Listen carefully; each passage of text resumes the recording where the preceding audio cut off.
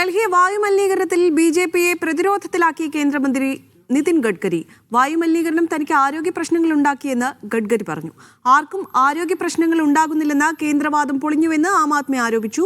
നിയന്ത്രണങ്ങൾ ശക്തമാക്കിയിട്ടും ഡൽഹിയിൽ വായു ഗുണനിലവാരം മോശമായി തന്നെ തുടരുകയാണ്. വായുമലിനീകരണം തടയുവാൻ ബിജെപി സർക്കാർ പരാജയപ്പെട്ടുവെന്ന വിമർശനം ശക്തമാകുന്ന വേളയിലാണ് കേന്ദ്രമന്ത്രി നിതിൻ ഗഡ്കരിയുടെ പ്രസ്താവന. 2 ദിവസം ഡൽഹിയിൽ താമസിച്ചപ്പോൾ തനിക്ക് ശ്വാസകോശ രോഗങ്ങൾ ഉണ്ടായെന്നാണ് കേന്ദ്രമന്ത്രി തുറന്നു പറഞ്ഞത്.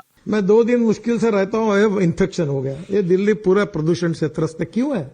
मैं ट्रांसपोर्ट मंत्री हूँ. 40% हमारे कारण होता है, क्योंकि ये fossil fuel petrol diesel. Sudarshan जी.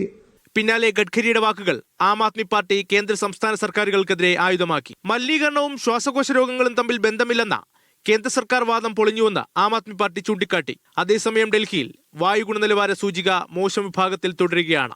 മലിനീകരണം രൂക്ഷമായ സാഹചര്യത്തിൽ എയർ പ്യൂരിഫയറിന്റെ GST കുറയ്ക്കുന്നത് പരിഗണിക്കണമെന്ന് GST കൌൺസിലിന് ഡൽഹി ഹൈക്കോടതി നിർദ്ദേശം നൽകി. എയർ പ്യൂരിഫയറുകളെ മെഡിക്കൽ ഉപകരണമായി കണക്കാക്കണമെന്ന ഹർജി പരിഗണിക്കവെയാണ് ഡൽഹി ഹൈക്കോടതി നിർദ്ദേശം. മീഡിയ 1, ഡൽഹി.